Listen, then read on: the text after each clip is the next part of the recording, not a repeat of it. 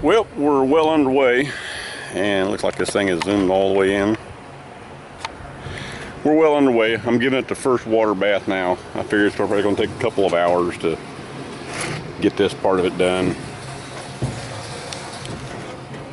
What my intention is to fill this thing with water, let it sit for a little bit, because I can see down in there and I can see some of the liquid gas that was on the bottom and muck and whatever else. And so far it's been running now for about 10 minutes or so and I don't see any leaks, so that's a good sign. It's a good solid tank. This is a 1972 American. Once I get this part done, I'm going to go ahead and siphon it back out and get some of the crud out of there with it. Then I'm going to begin filling it again. Then I'll add in the soaps and the TSP, and I'm going to get it somewhere up in this area here full of water. And I'm just going to use the truck to get it sloshed a little bit. I know it's not the greatest process, but that's a lot of weight to try and muscle around. I'll get it sloshy, sudsy, and I'm going to fill it all the way back up to the top and let it overflow, and I'll let it sit for a couple of days like that. Then I'll figure out my next step. Okay, well, I've already filled the tank once. I kind of rigged up a siphon hose here, and my way of thinking is fill this tank up all the way to the brim so it's just running over, and I let it run for about an hour, just letting it overflow, pushing some of the gunk out. You know, oil floats. So now I'm going to drain it completely. I've got that hooked to the base of this steel rod, which takes it about a ½ inch or so off the bottom of the tank, so it doesn't create a suction and stop running. And let it go ahead and drain off. I figure it's going to take a couple hours for that to drain off because it's a little slow. It's kind of a small hose. That's what I had, so that's what I used. Then I'm going to refill it about 2/3 of the way up, and everything I've seen as far as other folks that are doing these big tanks, any tanks for that matter, this is the product they're using for the soap. So I'm going to put 2 of these in here. I think it recommended 1 box per 100 gallon or so. I'm going to put a couple of these in here and about a gallon of Dawn dish soap. Like I said, I'm going to fill it, probably about right in here. And I'm going to take the truck and I'm going to slosh this tank to get that stuff moving around in there pretty good. Then I'm going to fill it all the way back up to the top until it starts overflowing with bubbles, and then I'm going to let it sit for a day or so. And then we'll go from there. I don't see any easy way to roll this tank when it's got a ton of water sitting in it, so I think I'm going to use a pneumatic grinder with a cutting wheel on it. And I'm going to locate where my doors are going to be at the top. And I'm going to go ahead and I'm going to cut them across here with a pneumatic wheel, so that way when the water starts running out, it doesn't short out a saw or whatever. You know, it's operated off air. So I think that'd be the smart thing to do. And then once I get that point, I can go ahead and roll the tank over once it gets light enough and finish cutting out the doors. By that point, I should be safe. But I'll do a spark test on it, I guess. I'll figure something out.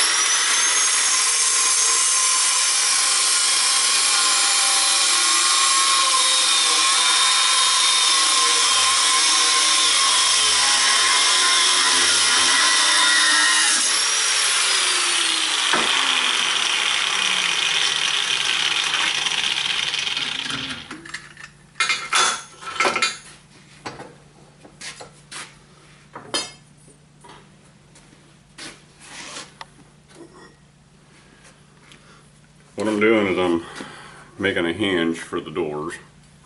It's pretty simple. This is 3/8 stock. This is 1/2 inch tube with almost a 3/8 diameter on the inside. ID. Had to grind it down to make it fit, but it will fit. And then it'll rotate for the hinge on the doors. I'll make 2 of these on each door. I've got 2 doors.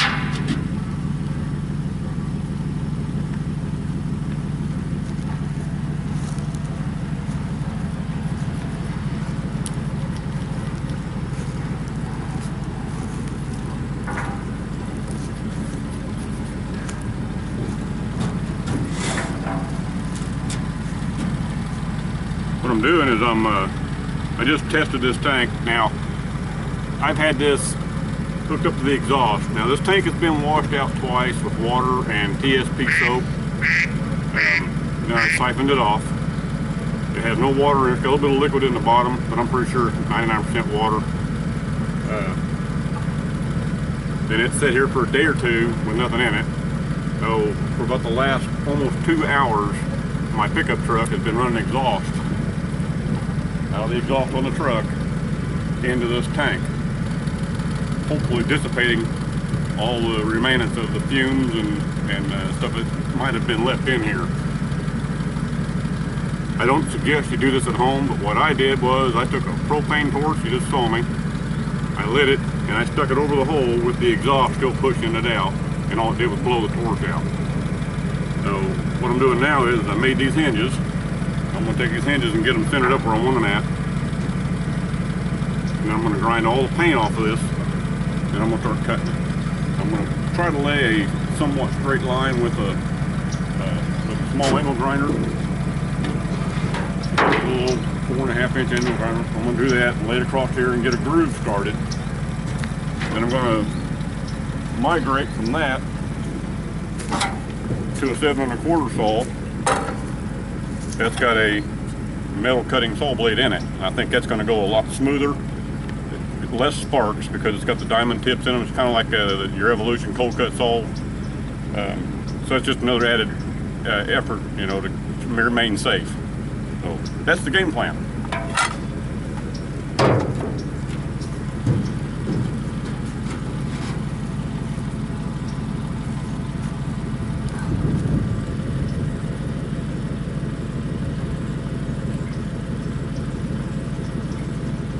And I will add, if you're afraid of it, simply don't do it.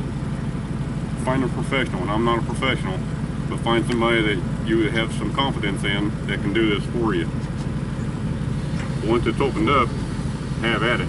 But if you're afraid to do this part of it, simply don't do it. Just follow your gut feeling.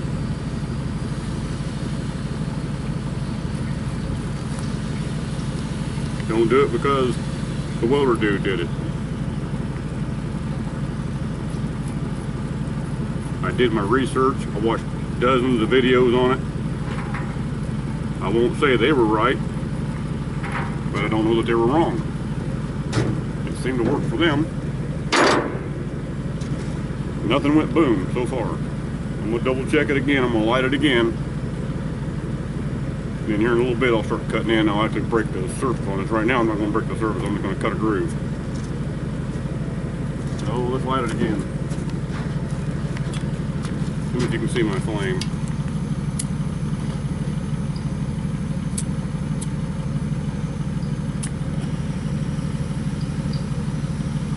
I don't know if you can see that or not, but there is a flame. Come in closer.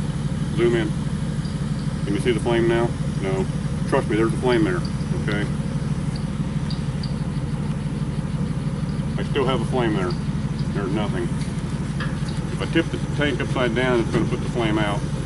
But there is definitely a flame on there. I don't know if you can see if that background or not. Let me give you a clue. Can you see that? Alright, so we have fire. I think we're pretty safe.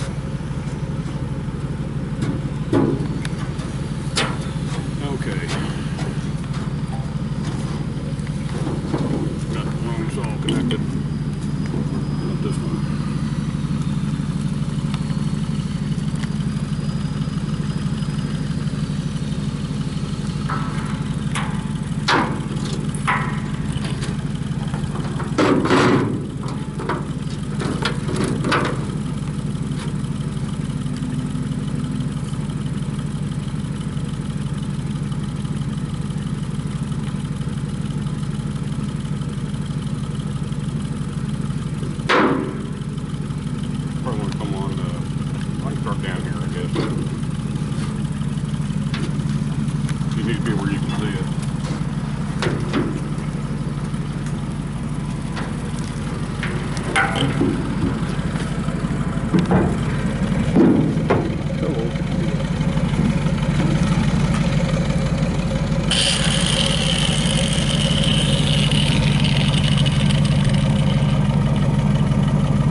Turns around so that the sparks blow away from me, not up in my face. And no, again, don't do what I do. Nope, I don't have safeties on here. I will be wearing my gloves here in just a few seconds. I took the safety off the cutter, off the blade. I took the safety off the paddle switch. Why? Because it's a pain in the ass. Is it safe? Nope. Could you do it? Nope. Am I going to do it? Yep. And that's it.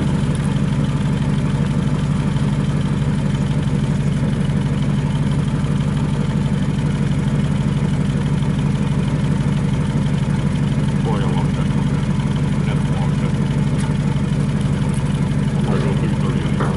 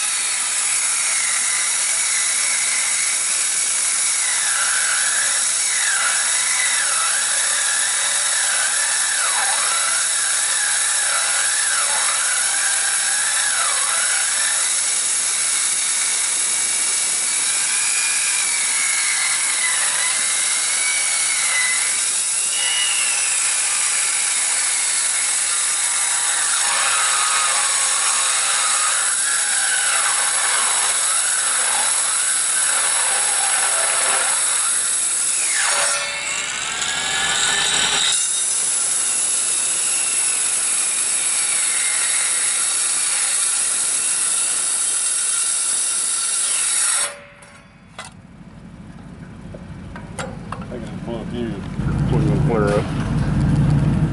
It didn't.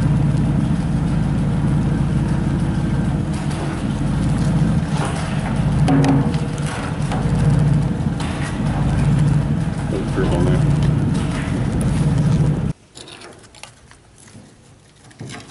First cut, a little jagged, but it's in there. I'm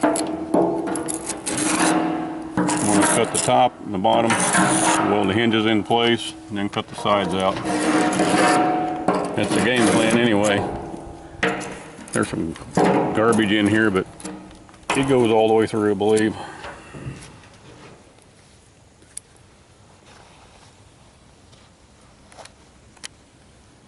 Okie dokie.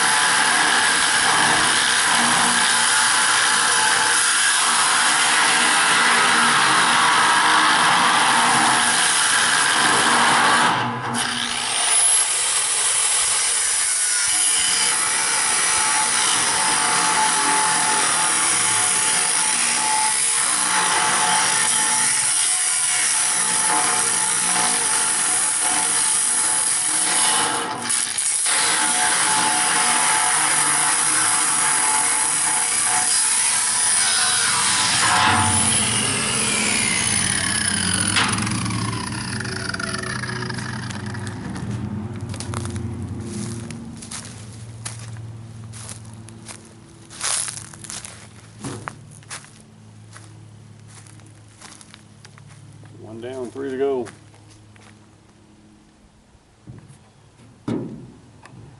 Anytime you got to cut a weld, you're cutting a lot stronger steel than the base metal. I'm going to cut all these valves, these threaded valves out.